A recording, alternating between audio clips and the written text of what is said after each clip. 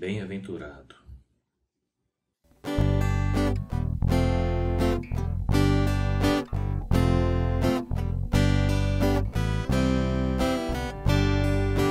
Bem-aventurado é o que está firmado em tua casa, aqueles que te louvam, cujo coração está no nosso Deus. Bem-aventurado é o que tem sede da justiça de Deus, aqueles que são filhos da luz, cuja força vem do nosso Deus.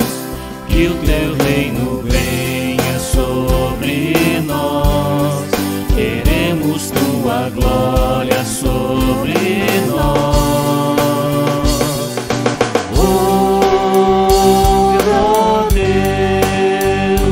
Nossa oração ao Altíssimo, sai desta nação, é o clamor da igreja que te adora.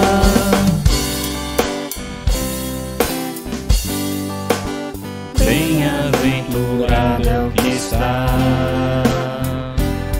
firmado em tua casa, aqueles que te louvam,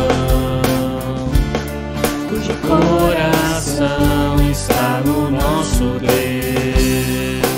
Bem-aventurado é o que tem sede da justiça de Deus, aqueles que são filhos da luz, cuja força vem do nosso Deus. Que o teu reino venha sobre nós, queremos tua glória sobre nós. Ouve, ó Deus, nossa oração ao Altíssimo, sai esta nação, é o clamor da igreja que te adora. Ouve, ó Deus, nossa oração ao Altíssimo, sai esta nação,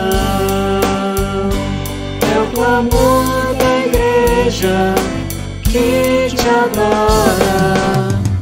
Só tu és santo, só tu és santo, só tu és santo, Senhor.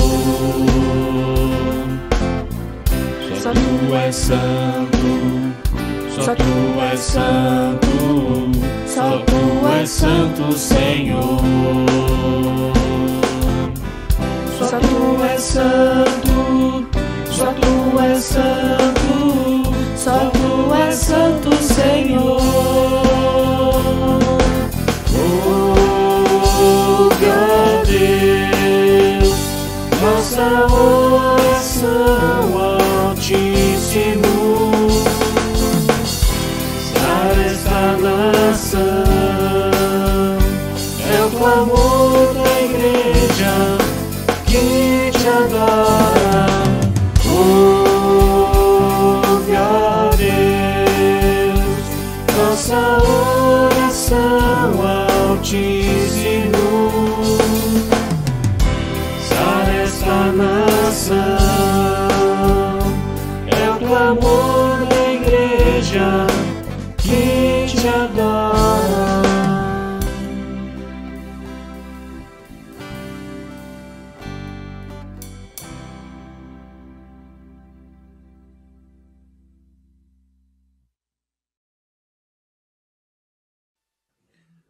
Grandes são as tuas obras, Senhor.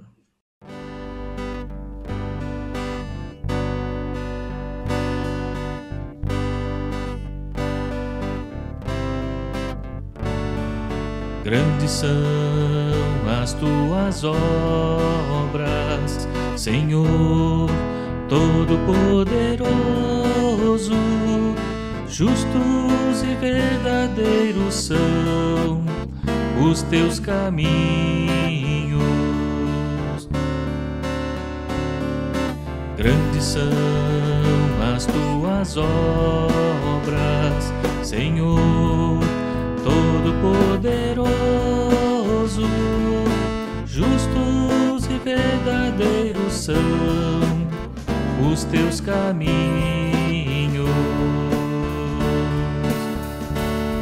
Ó Rei das nações, quem não temerá, quem não glorificará teu nome? Ó Rei das nações, quem não te louvará, pois só teu nome é santo. Ó Rei das nações, quem não temerá, quem não glorificará teu nome? Ó Rei das nações, quem não te louvará, pois só teu nome é santo. Todas as nações virão e adorarão diante de ti, pois os teus atos de justiça se fizeram manifestos.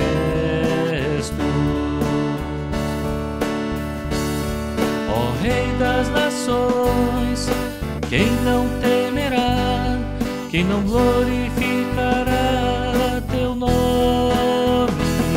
Ó Rei das nações, quem não te louvará, pois só teu nome é santo. Ó Rei das nações, quem não temerá, quem não glorificará teu nome? Ó Rei das nações, quem não te louvará, pois só teu nome é santo.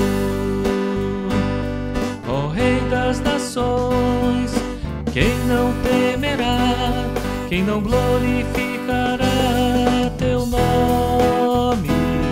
Ó Rei das nações, quem não te louvará, pois só teu nome é santo.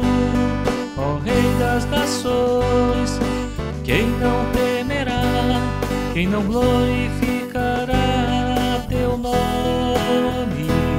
Ó Rei das nações, quem não te louvará, pois só teu nome é santo. Pois só teu nome é santo.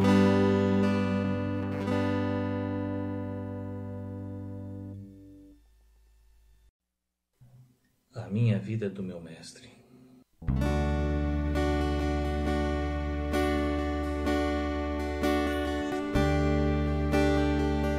A minha vida é do mestre,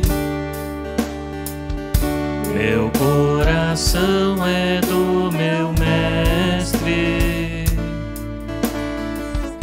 o meu caminho é do mestre,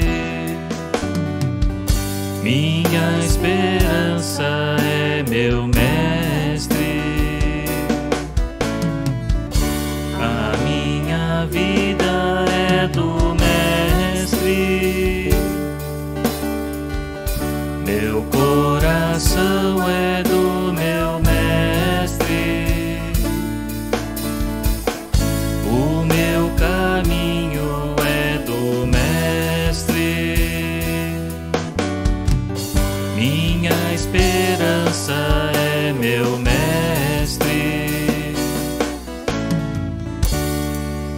A Deus eu entreguei o barco do meu ser e entrei no mar afora.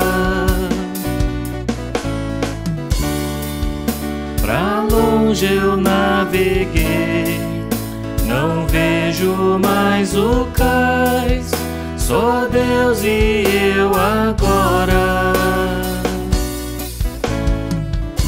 A minha vida é do Mestre, meu coração é do meu Mestre, o meu caminho é do Mestre, minha esperança é meu Mestre. Na solidão da lida eu pude perceber o quanto Deus me ama. As ondas grandes vêm tentando me arrastar pra longe da presença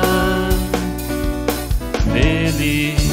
A minha vida é do Mestre, meu coração é do meu Mestre, o meu caminho é do Mestre, minha esperança é meu Mestre.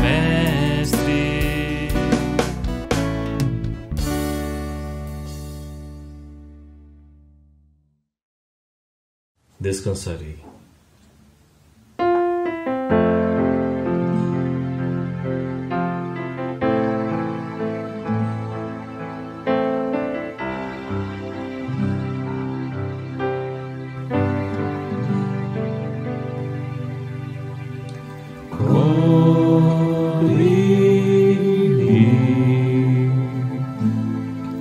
Com tuas mãos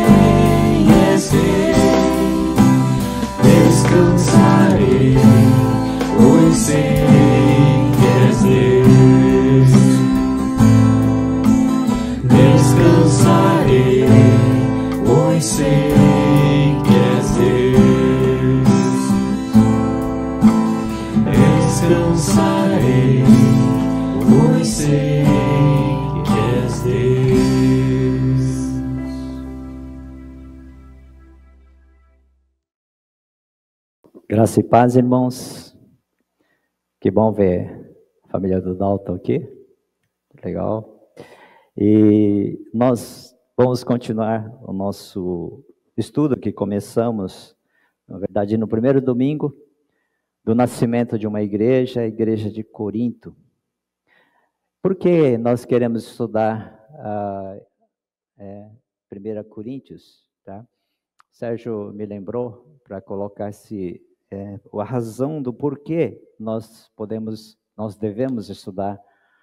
E eu estava meditando na palavra e achei Coríntios um livro prático, tá? E direcionado para aplicar no nosso dia a dia, para a igreja, para o povo de Deus. Então, nesse tempo que nós estamos vivendo, tá? 1 Coríntios, você fala assim, poxa, mas por que 1 Coríntios, né? Então, a escolha, tá, de primeira epístola de Paulo aos Coríntios é com base para esses estudos, tá? Neles nós vamos abordar temas como missões, nós vamos falar sobre o que trata da salvação do homem, tá? O que fala da salvação do homem, tá? A cristologia, tá? A pneumatologia, o estudo quem é o Espírito Santo, a ação do Espírito Santo no meio de nós, tá? Nós vamos falar muito sobre o Espírito Santo. A cooperação mútua, a cooperação da comunidade. É um livro, tá? É uma carta que fala sobre a questão que a igreja não funciona somente com algumas pessoas que são importantes, pastores, líderes, tá? Mas que toda a comunidade, ela deve ser envolvida. Nós vamos ver isso no 1 Coríntios, tá? Quando Paulo fala, ele fala para a igreja, tá? Ele chama a atenção de toda a igreja, de toda a comunidade, tá? Então, eu acho muito interessante isso, né? É porque o problema da imoralidade dentro da igreja, tá? E Paulo chama a atenção, olha, vocês estavam sabendo, por que vocês não fizeram nada? Falando com toda a igreja, vocês sabiam da imoralidade que estava correndo dentro da igreja, e por que vocês ficaram quietos? Por que vocês não resolveram isso? Então, Paulo fala que a igreja tem a responsabilidade. Ela fala que um pouco de fermento pode contaminar toda a massa.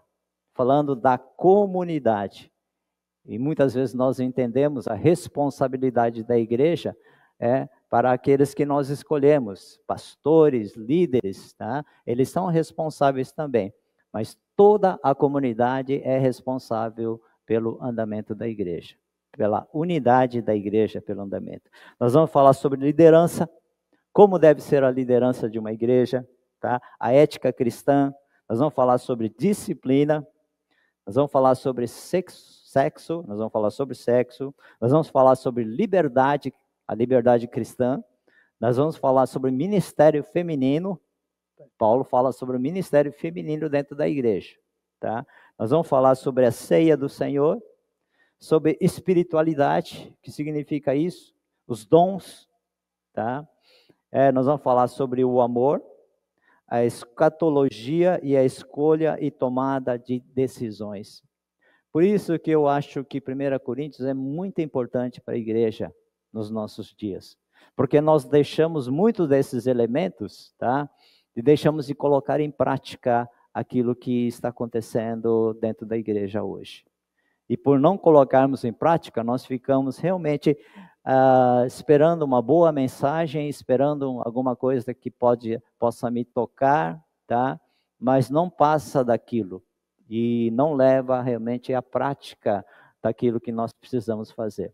Nós queremos retomar a vida da igreja, é isso que nós queremos fazer, tá? Então, por isso que eu escolhi o livro de 1 Coríntios. Interessante que nós falamos sobre algumas coisas que são essenciais, né? Que Paulo ele fala no início da igreja de Corinto, de Coríntios, né? Em Atos capítulo 18, onde nós estudamos, né? Então nós vemos Paulo com aquela certeza, tá? De que a obra dele a fazer, o trabalho que ele tinha que fazer era pregar o evangelho, era anunciar o evangelho, tá? E isso então, Paulo, onde ele ia, ele tinha essa visão. Como eu vou penetrar nessa sociedade, nessa cidade, para anunciar o evangelho. Esse era o propósito. E que a igreja perdeu esse propósito. Perdeu esse propósito de anunciar o evangelho. Tá? Então, ele escolheu grandes centros, como foi Corinto. Tá? A cidade de Corinto, que tinha mais ou menos 700, era uma das maiores, né? E era centro de comércio ali, da navegação. Então, ali era um centro muito propício para pessoas vindas de fora, tá? E para pessoas que residiam naquela cidade também. Nós vemos também que a primeira coisa que Paulo chega é fazer contato com as pessoas, é se relacionar, é ser conhecido pelas pessoas. Tá? Então, ter confiança das pessoas para depois anunciar o evangelho. Não chegar de sola, tá? Chegando anunciando a mensagem do evangelho, mas as pessoas não iriam realmente... Mas quem é esse cara? De onde que ele veio? Qual é a história dele? Por que ele está me falando sobre essas coisas? Tá? Então, a questão do relacionamento é muito importante. Semear em solo já preparado, tá? Então, onde que era o solo já preparado? Então, tinha lá os judeus que se reuniam, tinha as sinagogas, tá? E eles sabiam que os judeus eram contrários a essa fé cristã, tá? Que estava se iniciando ali. Então, mas nós vemos ali pessoas que estavam insatisfeitos com o judaísmo e queriam alguma coisa a mais. Queriam coisas mais profundas e não tanto essa legalidade da lei que os judeus abraçavam de uma forma tão severa, mas tão errada, de uma forma mal interpretada, tá? Que o evangelho entrou de uma forma ela foi bem mais aceita, né? Quando ela entrou nessas sociedades, né? Nesses lugares em que o judaísmo não conseguia penetrar. O cristianismo, ele entrou de uma forma muito forte ali nesses lugares. Apresentar o evangelho puro. Apresentar o evangelho puro. Essa era a visão que Paulo tinha e que a igreja deve ter. Apresentar o evangelho. Essa é a nossa missão. Acho interessante, Paulo, antes de nós falarmos, lá no começo da igreja primitiva, em Atos capítulo 2, versículos 42 e 47, falava como que vivia. Mas ali nós aprendemos, tá? Como deve ser as 5 disciplinas da vida de um discípulo. Nós vamos falar sobre discípulo, discipulado, discípulo. As 5 disciplinas básicas da vida de um discípulo. Para ele viver realmente com o propósito de fazer a obra de Deus. Então, primeiro, a palavra, em Atos 2, 42, a palavra. Segundo, nós temos oração, nós temos comunhão, e são 3, no versículo 42, 2:42, tá? E também nós vemos mais um que aparece antes disso, que é o testemunho, a pregação do evangelho.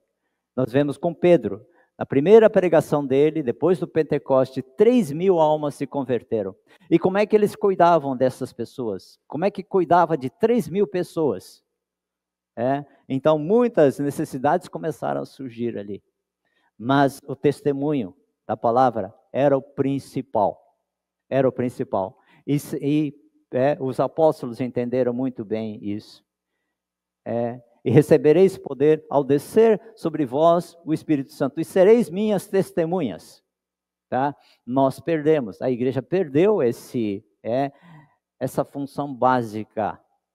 tá? Essa disciplina básica de que é testemunhar do Evangelho dia após dia. O cristão deveria se levantar todo dia de manhã, tá? E fazer essa oração: Senhor, para quem eu vou falar de Ti hoje? Para quem eu vou falar de Ti hoje? Essa deveria ser a nossa oração, por causa da missão que Deus nos deu, por causa do poder do Espírito Santo que Deus nos deu para testemunhar. É isso, essa primeira oração que o cristão deve fazer. Senhor, para quem eu vou falar de Cristo? Para quem eu vou realmente levar, anunciar o Evangelho de Jesus Cristo para as pessoas? Nós não fazemos essa oração. Está longe de nós, tá? E quinta disciplina, que não está em nenhum lugar, que não encontramos em livros, não encontramos, tá? Em nenhum lugar assim que realmente fale sobre isso. Vida simples. Vida simples. Nós esquecemos essa outra coisa, vida simples. É vida descomplicada. Por quê? A nossa vida anda muito complicada. Temos muitos afazeres, muitas atividades. Nos envolvemos em muitas coisas, mas não com a obra de Deus, que é principal. Tá? Nós envolvemos com o nosso trabalho, tá? Envolvemos com atividades sociais, envolvemos com as pessoas dentro da sociedade, mesmo dentro da igreja. Tá? Nos envolvemos tanto, e a nossa vida se torna tão complicada, que nós não temos tempo para Deus. Nós não temos tempo para Deus. E falamos, o tempo para Deus é vir ao culto. Sim, ali é meu tempo dedicado a Deus. Mas isso não é nada. Isso não é nada. O culto e participar das atividades da igreja, é isso que se tornou a nossa vida. Então tem aqueles que dizem assim, depois que eu me aposentar, depois que eu fizer todo o meu trabalho, estiver tranquilo, aí então eu vou servir a Deus. Olha só a visão que nós temos. Sendo que não foi isso que a Bíblia nos ensina, que Jesus Cristo nos ensinou desde o início. Ter vida simples, tá? Não preocupeis com o que haver de comer, beber ou vestir. A vida é mais do que alimento, ou do que as vestes, tá? Então, buscai, pois, em primeiro lugar o seu reino e a sua justiça, e todas essas coisas vos serão acrescentadas. Nós estamos atrás de comer, beber e vestir. Nós estamos atrás de riquezas, nós estamos atrás de conforto, mas nós invertemos esse mandamento. Primeiro é me colocar, deixar minha família confortável, fazer um bom investimento para a vida na aposentadoria, para depois buscar o reino de Deus e a sua justiça. Nós estamos invertendo esse mandamento de Deus. Mas primeiro ele fala assim, buscai, pois, em primeiro lugar o seu reino e a sua justiça. Nós cantamos que nós queremos descansar, que Deus vai nos dar os descansos, mas descanso do quê? Descanso do que nós estamos buscando? Quais são as nossas aflições?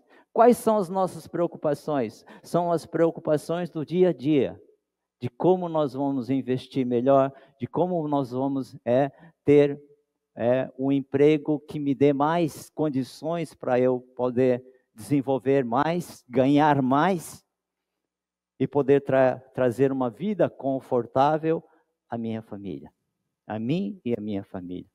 É isso que nós temos preocupado. Só que Deus falou, enquanto vocês estão anunciando a palavra de Deus todo dia, dia após dia, e é isso que a igreja primitiva fazia. De casa em casa, eles tomavam suas refeições com alegria e singeleza de coração. Dia a dia, o Senhor ia acrescentando aqueles que iam sendo salvos. Quanto tempo faz que a igreja não recebe uma pessoa nova? Porque nós estamos preocupados aqui, nós não estamos preocupados lá fora. Nós não estamos anunciando a palavra de Deus. Aquilo que Deus falou em primeiro lugar, buscai, pois, o seu reino e a sua justiça, se tornou secundário. Se tornou secundário. Eu estou muito cansado de todo esse trabalho, de tudo isso. Mas quando fala que Deus dá o descanso, é aqueles que estão fazendo a obra de Deus, estão enfrentando dificuldades para anunciar a palavra de Deus, estão enfrentando dificuldades porque as pessoas às vezes negam, rejeitam a gente, tá? E quando você está cansado de fazer na obra de Deus, está cansado, então Deus vai e te refrigera a alma, te levanta, te dá força, tá?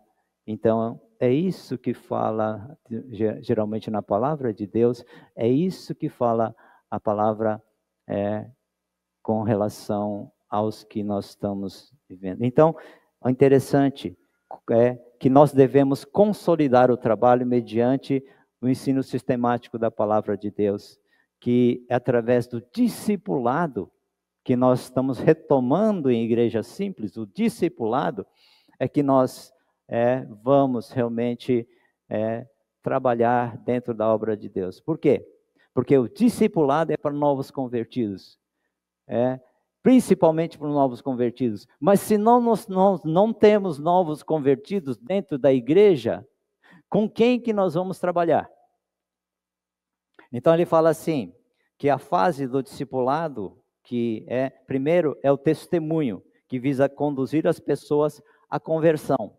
Em seguida, a integração, isso que pretende fazer o convertido, ele comprometer-se com a igreja, com o corpo de Cristo.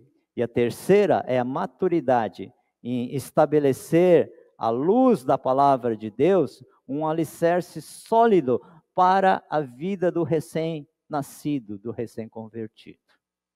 E, em quarto, a fase da reprodução, quando o discípulo passa a fazer discípulos. Tá? Então, é isso que está acontecendo. É isso que nós precisamos retomar dentro da nossa igreja também. Tá? Então, vamos lá. Agora nós vamos entrar em 1 Coríntios. 1 Coríntios, peço que vocês abram as suas Bíblias, porque a partir de agora, a partir de hoje, nós vamos começar a trabalhar no livro de 1 Coríntios. Tá? O capítulo 1, tá? Sei que tem uma extensão, mas vale a pena, porque o início de uma carta, tá? Esses livros, essas cartas não eram escritos em capítulos, né? Era toda uma leitura direta, mas foi trabalhada, a nossa Bíblia foi trabalhada para que pudesse então fazer em capítulos, e eles colocaram títulos também para facilitar a leitura. Então, quando Paulo escreveu essa carta, tá? A igreja de Corinto, quando ela recebeu, ela estava escrito assim, 1 Coríntios, capítulo 1. Eu, Paulo, chamado para ser apóstolo de Cristo Jesus, pela vontade de Deus, escrevo essa carta. Com nosso irmão Sóstenes, a igreja de Deus em Corinto, àqueles que ele santificou por meio de Jesus Cristo. Vocês foram chamados por Deus para ser seu povo santo, junto com todos que, em toda parte, invocam o nome do nosso Senhor Jesus Cristo, Senhor deles e nosso. Versículo 3. Que Deus, o nosso Pai, e o Senhor Jesus Cristo, lhes deem graça e paz. 4. Sempre agradeço a meu Deus por vocês e pela graça que eles têm dado em Jesus Cristo. Por meio dele, Deus os enriqueceu em tudo, em toda capacidade de expressão e em todo entendimento. A mensagem a respeito de Cristo, de fato, se firmou em vocês, uma vez que nenhum dom espiritual lhes falta, enquanto esperam ansiosamente pela volta de nosso Senhor Jesus Cristo. Ele, os manterá firmes até o fim, para que estejam livres de toda a culpa no dia de nosso Senhor Jesus Cristo. Deus é fiel e Ele os convidou a ter comunhão com seu Filho Jesus Cristo.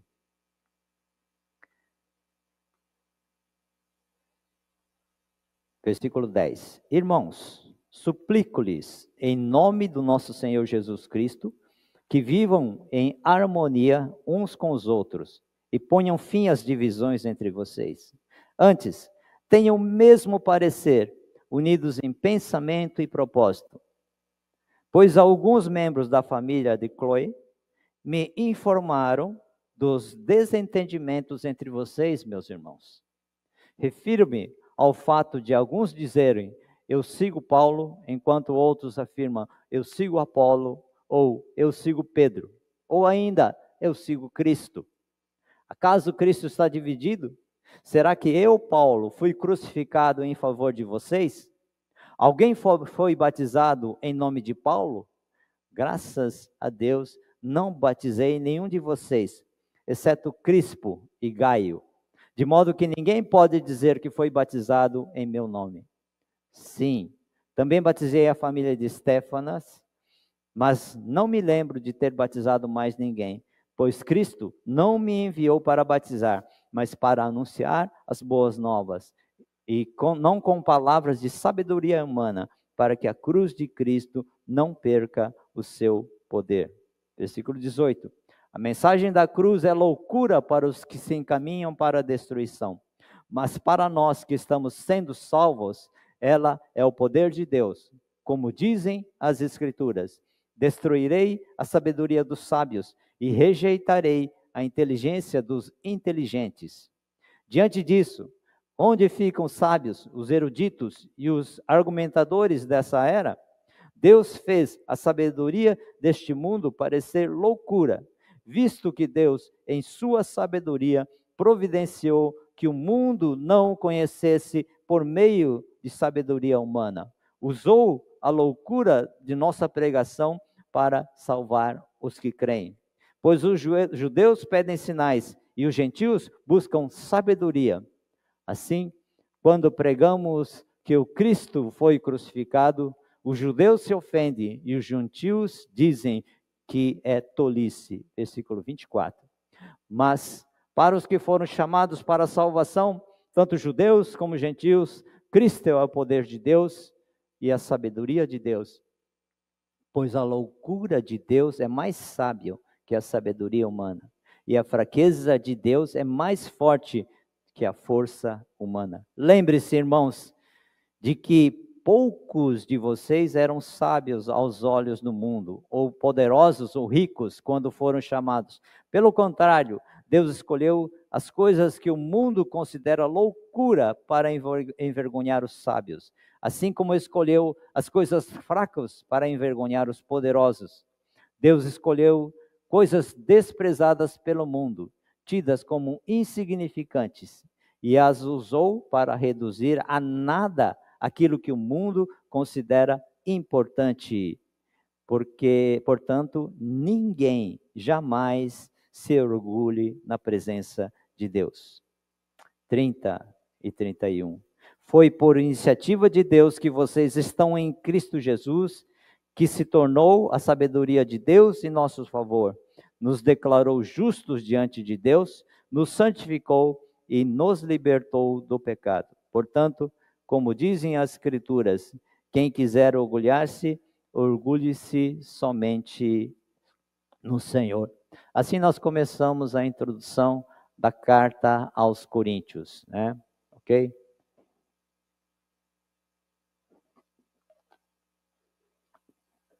Os primeiros versículos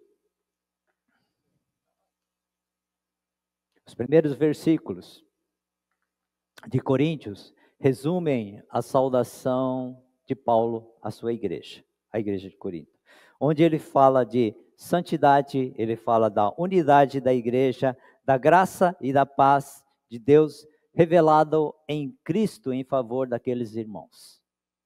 Tá? Então Paulo ele começa, era comum, né, entre os gregos, começar uma carta dizendo assim, primeiro ele começa Paulo, falando quem que está escrevendo, tá? Então, nós vemos, e também graça e paz era usado muito naquela, que nós usamos até hoje, tá? Ao cumprimentarmos, quando eu começo uma mensagem, eu começo com graça e paz, tá? Isso tem um significado profundo também.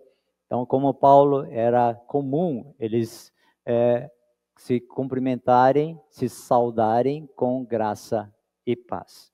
É uma saudação bonita e também Paulo está encorajando a igreja.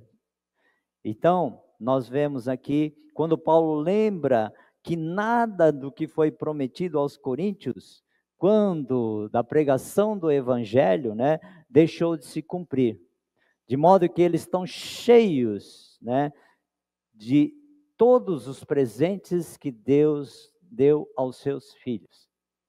Aliás, Corinto, essa igreja, a igreja de Corinto, é uma igreja que se orgulhava dos dons, né, dos mais altos dons que eles tinham, tá? Então, nós vemos que esse orgulho deles, tá, muitas vezes levava Paulo a ter que dar uma sacudida realmente na igreja, tá? Porque esse orgulho estava realmente levando a divisões dentro da igreja. Em vez dos dons serem unidos para, tá, o corpo de Cristo, para que o corpo de Cristo tivesse todas as funções, tá? Então, algumas pessoas usavam esse dom para se beneficiar, assim, do jeito de mostrar que eles eram aqueles que tinham os maiores dons que Deus tinha dado para eles. Deus não deixou de dar os dons para a igreja. A igreja de Corinto não é diferente. Além de ser uma igreja complicada, uma igreja que Paulo começa a sua carta falando de divisões, Paulo é interessante como ele trabalha com isso. Ele encoraja a igreja. Ele não deixa de encorajar. Às vezes nós descemos a lenha, né? Não, Paulo não encoraja. E fala quem são eles. Eles são santos, que foram escolhidos por Deus, tá? Ele não deixa de que esse entendimento escape para aqueles irmãos da igreja de Corinto. E também nós vemos que se nós conhecemos o apóstolo Paulo, ele é aquele que primeiro passa uma anestesia, um anestésico, antes de começar uma cirurgia, antes de começar a aplicar realmente aquilo que precisa mesmo. Primeiro ele dá uma anestesiada, primeiro ele passa um anestésico, para depois ele começar a trabalhar com a igreja mesmo, daquilo que eles precisam entender. Então, Paulo, ele é do tipo que não deixava as coisas ocorrerem do jeito que estão ocorrendo, tá? Paulo tem a visão correta do que como a igreja deve andar, como a igreja de Cristo deve andar, deve fazer a sua obra. Então, Paulo, ele começa fazendo isso. Então, o versículo 10 inaugura o bloco de exortações que Paulo faz sobre as divisões da igreja, e que vai até 4:21. Só até um breve intervalo em 3, no capítulo 3, versículos 1 a 4, porque Paulo diz, onde está a raiz do problema das divisões? Por que essa igreja está dividida? Ele fala assim, os coríntios estavam vivendo como se não tivessem a mente de Cristo. Tiraram as rédeas da mão do Espírito Santo e se deixaram conduzir pelo aquilo que eles achavam mais certo, pelos seus achismos. Eu acho isso ou eu acho aquilo. Não estavam mais sendo conduzidos pelo Espírito Santo, mas estavam conduzindo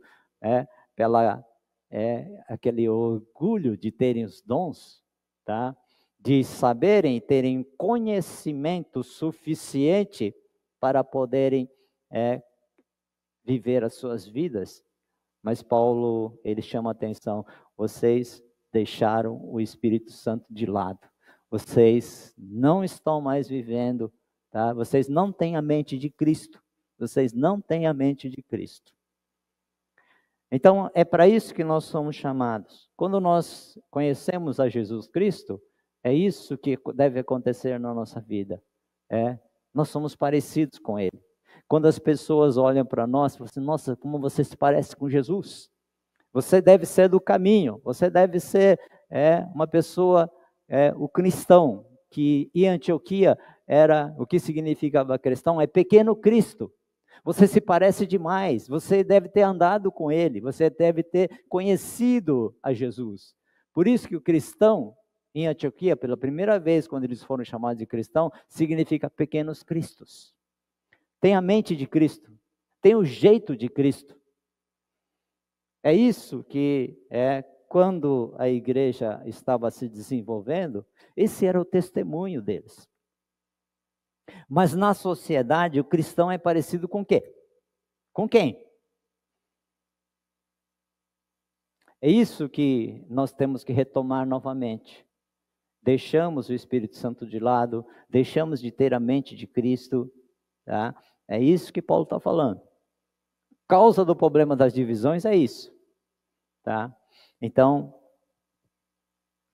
ele começa a trabalhar também, tá? Aí ele então recebe notícias, né? Tá?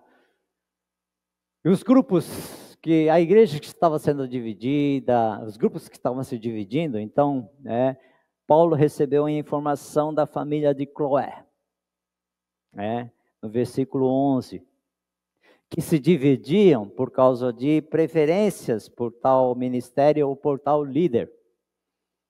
Eles começaram a se dividir dentro da igreja. Eu sou mais de Paulo, eu sou mais de Pedro, eu sou mais de Apolo. Não, eu sou de Cristo. Não ando com nenhum deles, eu sou de Cristo. Então, nós começamos a ver o que acontece com essas pessoas, né, dentro da igreja. E começa a falar assim, eu sou mais voltado ao trabalho que Paulo faz, a pregação de Apolo. Então, nós começamos a ter isso dentro da igreja também. Tá? Então, por exemplo, Paulo foi o fundador da igreja de Corinto. Aqui essa carta foi escrita em Éfeso. Paulo já estava em Éfeso. Ele passou 1 ano e 8 meses, 18 meses ou 1 ano e meio na igreja de Corinto, ensinando, tá? Discipulando os novos para conduzirem essa igreja. E depois, essa família de Cloé, tá? Vai lá e fala, Paulo, está acontecendo uma coisa muito triste com a igreja está dividida. Estava dividida, tá? E Paulo fala assim, que uns falam que eu sigo Apolo, refiro-me ao fato de alguns dizerem, versículo 12, eu sigo Paulo, enquanto outros afirmam, eu sigo Apolo, eu sigo Pedro e ainda eu sigo Cristo. Essas eram as divisões, então, que havia dentro da igreja.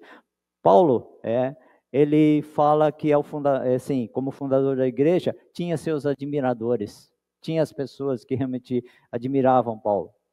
Provavelmente, então,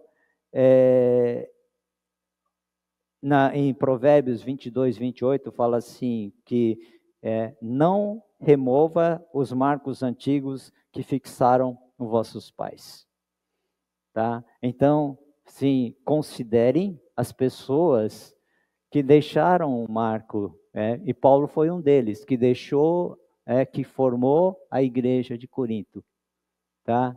Então, não esqueçam dessas pessoas, eles que deixaram o marco. Então, tinha aquelas pessoas que eram adeptos realmente a Paulo, tá? Que consideravam Paulo, tá? Mas, vocês já ouviram falar? A igreja de fulano de tal? Não, a igreja de Paulo. Não, agora não, a igreja de Apolo. Já ouviram falar? Colocar nomes de pessoas. A igreja não é de ninguém, nem de Paulo, nem de Apolo. É isso que nós começamos, essas preferências que nós temos, que começamos a colocar. É isso que Paulo dá a entender aqui. Pedro, por exemplo, parece que ele nunca estivera em Corinto, não. Mas tinham pessoas, né, que eram adeptos a Pedro, que eram mais os judeus. Tá? Pedro era durão. Pedro era bem durão mesmo. Então, tinha aquelas pessoas que vinham também, que conheciam a Pedro, e falavam, não, eu sou de Pedro. Eu prefiro mais a Pedro. Quando ele ouvia a pregação dele, eu andei um pouco com ele, tá? E tinha aqueles que estavam falando, não, eu sou de Apolo, tá? Apolo, ele aparece lá em Atos capítulo 18, ele é de Alexandria, ele tem uma eloquência no falar, ele foi, desenvolveu sua eloquência no falar, então aqueles pregadores, né, que tem aquela eloquência no falar, então pessoas falam assim, porque depois de Paulo, parece que Apolo foi o pastor lá em Corinto. Apolo foi, e lá eles falaram, nossa, não, Paulo não sabe nem pregar, ele não tem jeito, tá? Ele não tem essa eloquência que Apolo tinha, eu prefiro Apolo. Apolo era de Alexandria, tá? E só conhecia o batismo de João Batista, e foi quando que ele foi apresentado o batismo de Jesus. Tá? Então, ali é interessante que esse Apolo, ele é uma pessoa que vem de uma cidade de pessoas que se desenvolvem no conhecimento, sabedoria e principalmente na eloquência no falar. Nós conhecemos pessoas que têm essa eloquência no falar, esse carisma, tá? E também os grupos da santidade, eu sou de Cristo. Não sou nem disso, nem daquele grupo, não sou daquele pastor, não gosto daquele, tá? Eu sou de Cristo, é o grupo da santidade, tá? Mas esquecendo, tá, que, na verdade, tá, você se dizendo que você não é de um nem de outro, você não pertence a nada porque você é do partido de Cristo, tá? Você está se isolando, você acaba se isolando de todos. Tá? Então, Paulo fala que tinha essas pessoas que viviam dessa forma. Tá?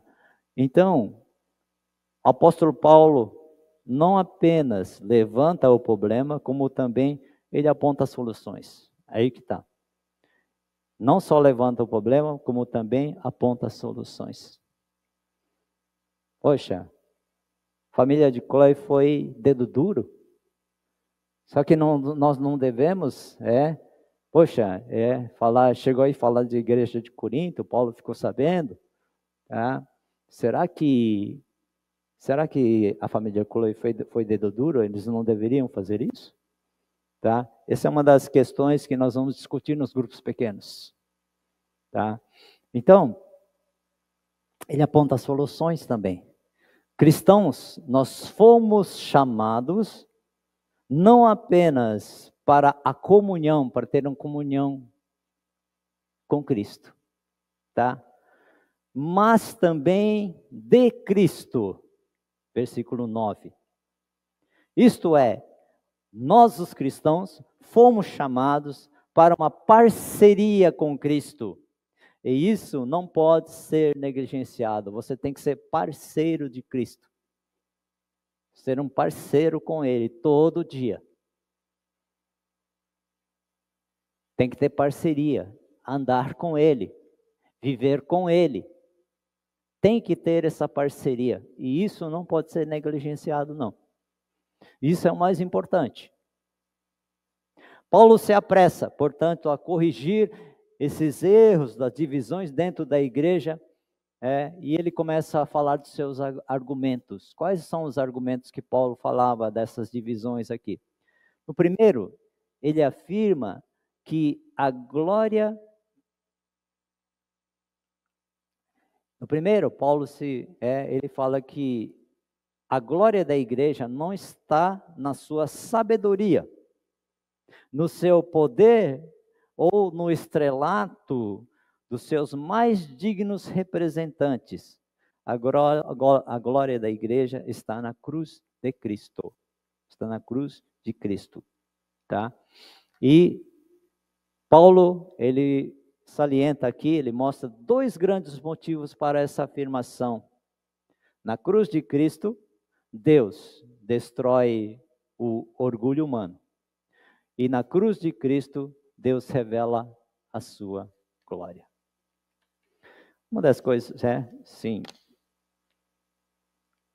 na cruz de Cristo, Deus destrói o orgulho humano. Isso aqui é muito interessante. Nessa carta que Paulo, ele coloca no versículo 25 a 27, ele fala assim. Então, Deus, através da cruz, faz com que o homem diga e reconheça: só sei que nada sei. É isso que tem que acontecer. Mas Corinto não. Corinto fala: eu sei de tudo, eu não preciso dessas coisas não.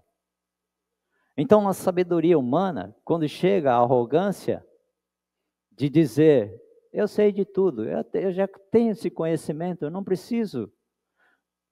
Quando nós conhecemos a Cristo, tá? Cada vez que nós vamos buscando mais e mais conhecer a respeito de Cristo, com nossa sabedoria humana, tá? Esse conhecimento chega a um ponto que dizer assim: só sei que nada sei. Só sei que nada sei. Tal é o poder de Deus. Tal é a magnitude do seu conhecimento que não cabe no saber humano.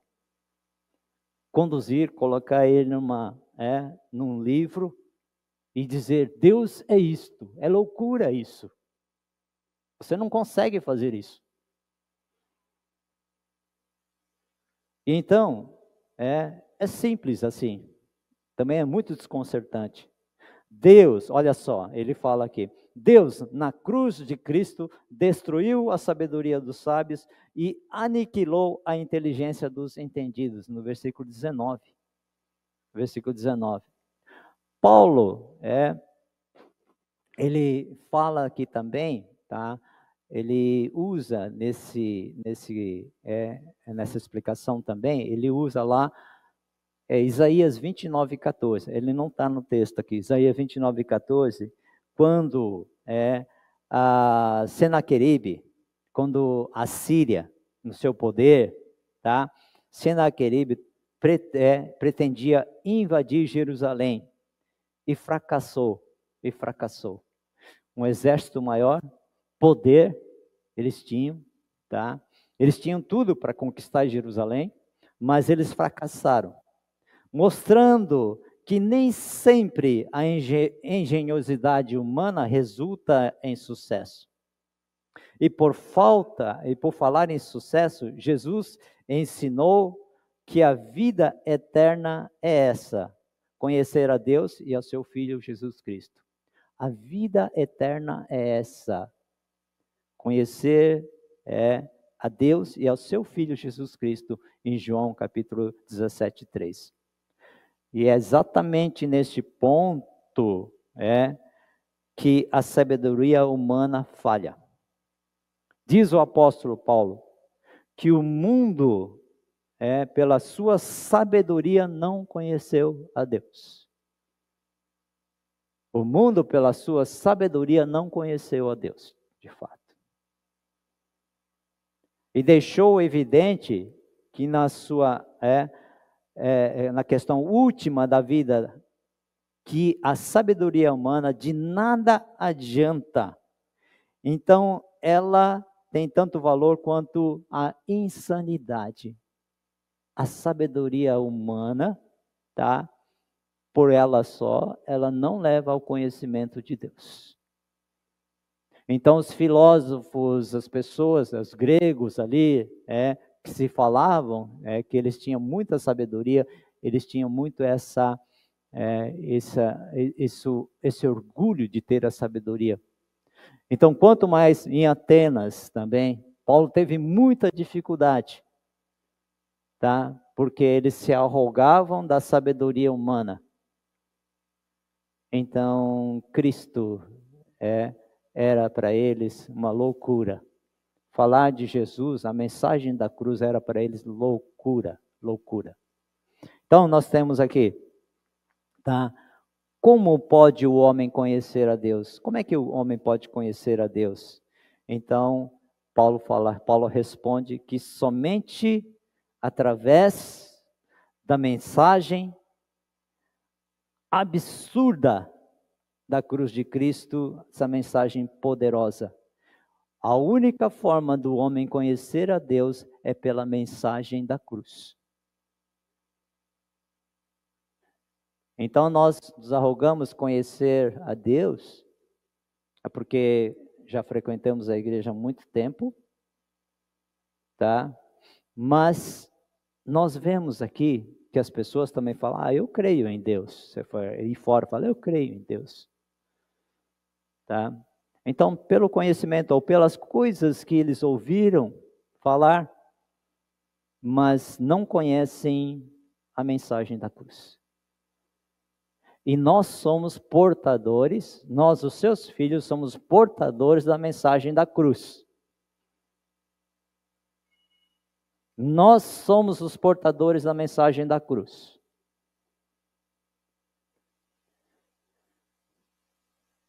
Então, Paulo fala assim, que a sua pregação não consiste em sabedoria de palavras, para que todos vissem,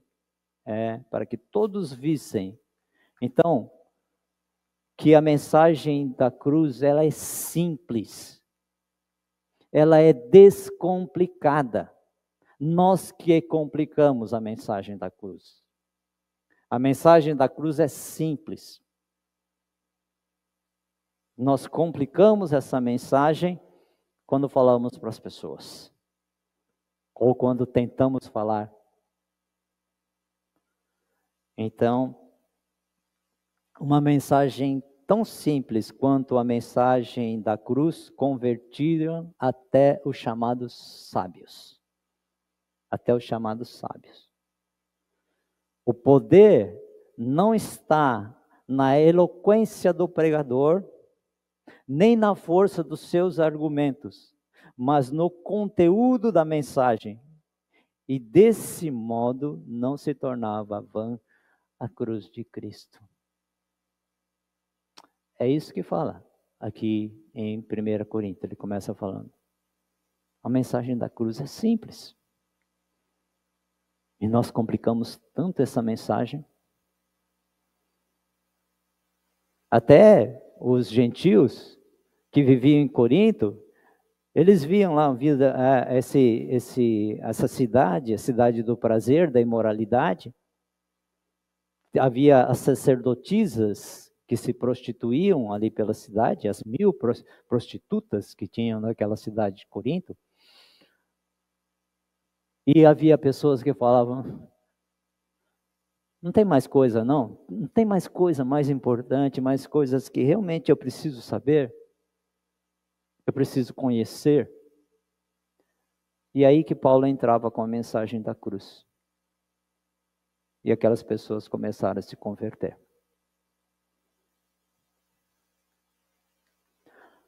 Ok?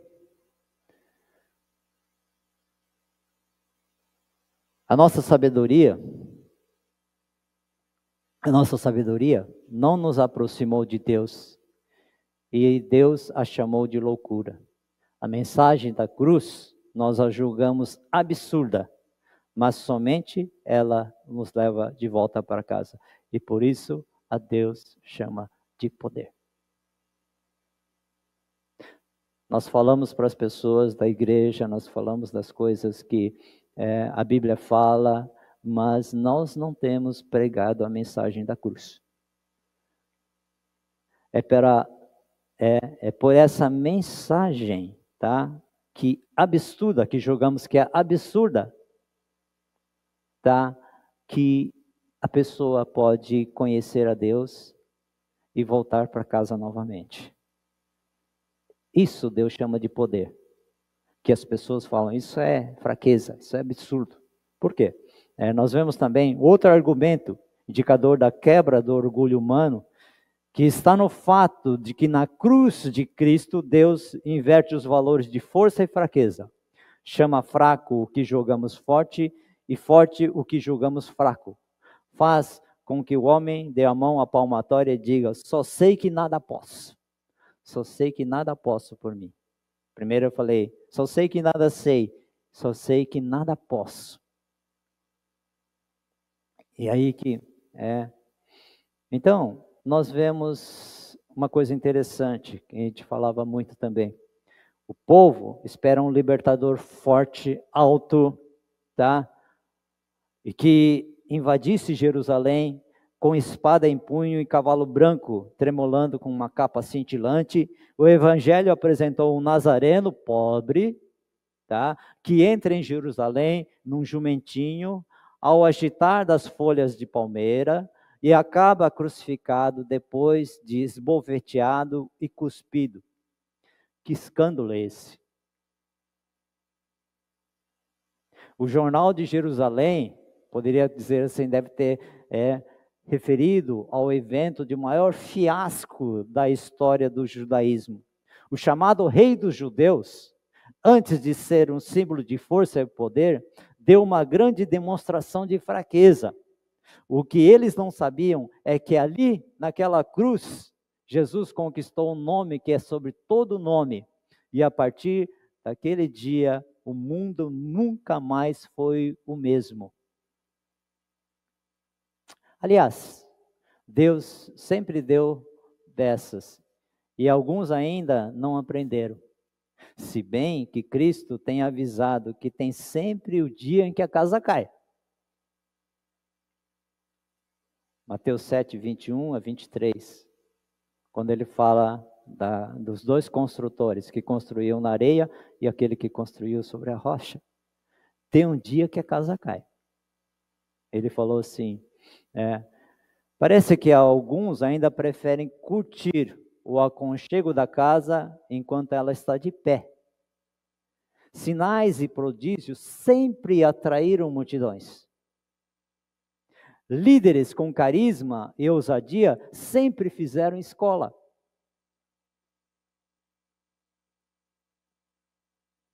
Deus sempre falou e agiu, olha só, olha o modo de Deus agir.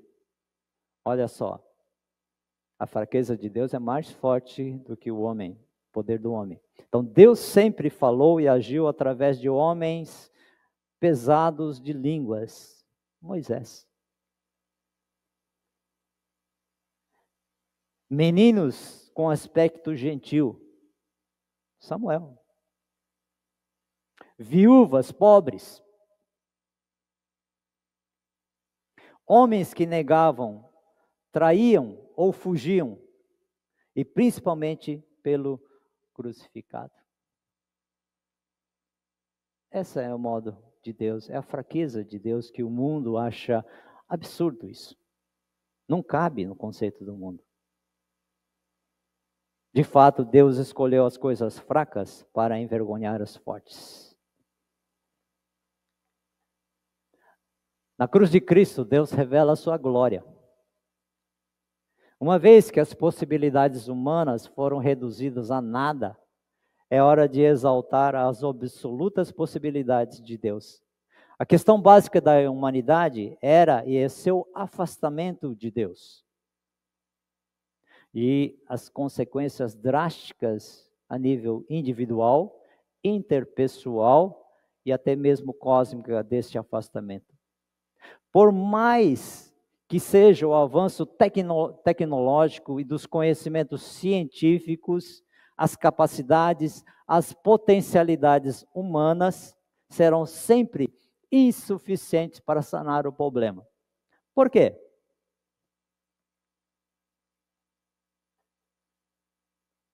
Por quê? Porque ele fala que não está em jogo a restauração do homem. Como se em um determinado momento da história, ele fosse encontrar uma vacina, ou subir em um outro patamar de conhecimento, que lhe restaurasse a plena potencialidade humana. Tem pessoas que creem nisso, que vai um dia a humanidade vai chegar e vai começar a descobrir Esse ponto não está aí. Não está nesse ponto, tá? Que ele fala de uma forma muito clara, né? Tá? Então, está em jogo. O que está em jogo é um relacionamento quebrado. Um relacionamento quebrado entre Deus e o homem, em função do pecado deste último, em função do pecado do homem. Está em jogo o relacionamento quebrado entre Deus e o homem.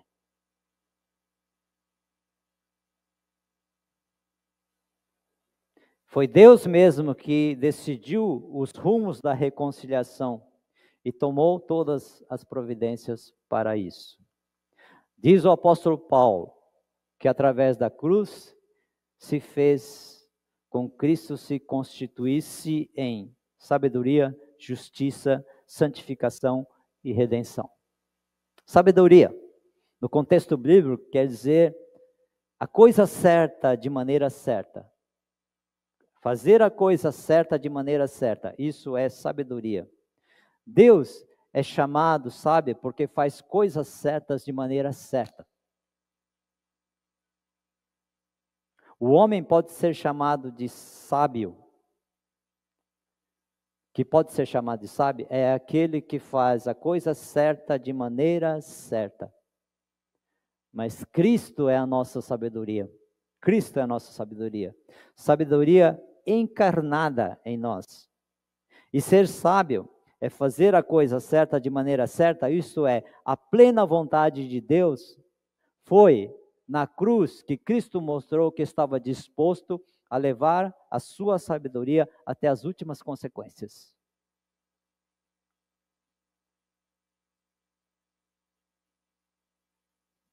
Segundo, a justiça.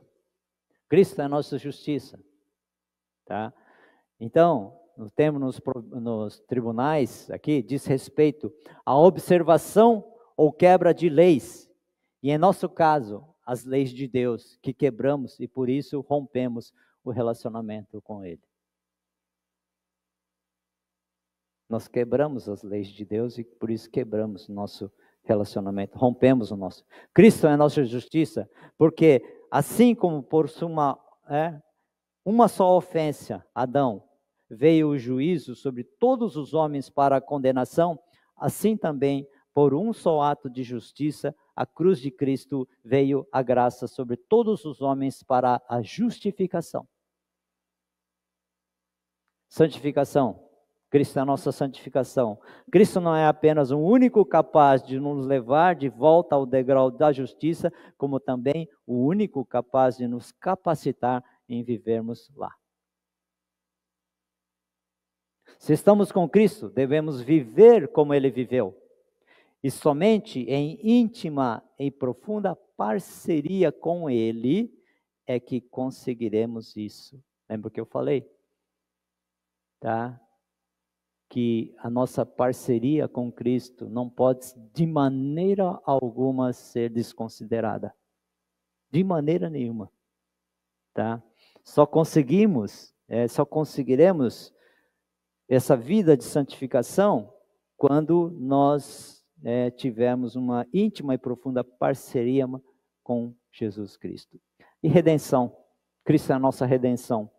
Como um escravo no mercado e liberto por seu novo dono, assim somos nós em relação a Cristo. A verdade nos libertará se a conhecermos.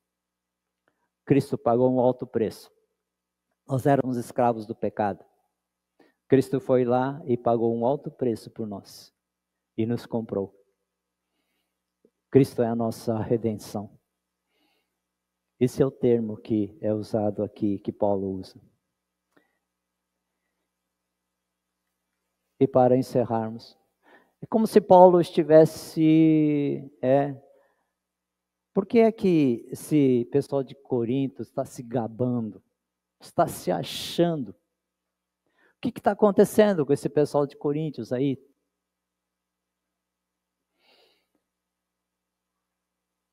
Esse parágrafo, né? Esse parágrafo é como se Paulo estivesse dizendo aos coríntios: Parem de brigar e de se dividir em simpatias por fulano ou beltrano. O que Deus fez pela sua igreja, Ele o fez na cruz, e não através de Paulo, Apolo ou Pedro. Eis porque a glória da igreja não está na sua sabedoria, no seu poder ou no estrelato dos seus mais dignos representantes. A glória da igreja está na cruz de Cristo. A glória da igreja está na cruz de Cristo. Tá? Então, nós terminamos aqui a 1 Coríntios, né? E depois, essa semana, vocês estarão em grupos pequenos, discutindo algumas coisas práticas de como nós podemos colocar isso em prática também. Tem perguntas direcionadas, né, sobre a nossa mensagem. Gostaria que vocês pudessem acompanhar também dentro dos grupos, tá? E qualquer grupo que você queira participar, se você ainda não está fazendo parte, se você quer participar, é só pedir para que você possa ser incluído num desses grupos. Temos grupos nós temos grupos na quarta, na quinta e na sexta. Quarta, quinta e sexta nós temos esses grupos, ok? Então, vamos encerrar. Vamos ter uma palavra de oração. Pai, nós agradecemos porque a Tua palavra, ela é completa, Pai. Ela não deixa dúvidas. Ela esclarece ao nosso coração, Pai, que tudo aquilo que nós podemos viver aqui, neste mundo, e tudo aquilo que podemos fazer, o Senhor nos ensina, Senhor, é para que a cruz de Cristo, a mensagem da cruz de Cristo seja vivida, praticada e anunciada por cada um de nós, ó Pai. Senhor, nós pedimos que tudo aquilo que nós temos vivido até hoje, o Senhor nos desperte para aquilo que a Tua palavra nos ensina de uma forma muito clara e que deixamos de viver há muito tempo. Pai, que nós possamos acordar, nós possamos a cada dia olhar para Ti, olhar para a cruz de Cristo e dizer, e perguntar e nos colocar à disposição. A quem nós vamos falar de Cristo naquele dia? Que assim seja a obra que o Senhor tem nos dado para anunciar a Tua palavra, Pai, para que possamos viver e praticar a Tua palavra, Senhor. Ela acontece no nosso dia a dia. Agradecemos por essas verdades também e oramos mais uma vez em nome de Jesus. Amém. Vamos encerrar o culto aqui. Vamos receber a bênção, tá? Que a graça do nosso Senhor e Salvador Jesus Cristo, o amor de Deus o Pai e a comunhão do Espírito Santo continua com cada um de vocês hoje, durante cada dia desta semana e para todos sempre. Amém e amém, Senhor.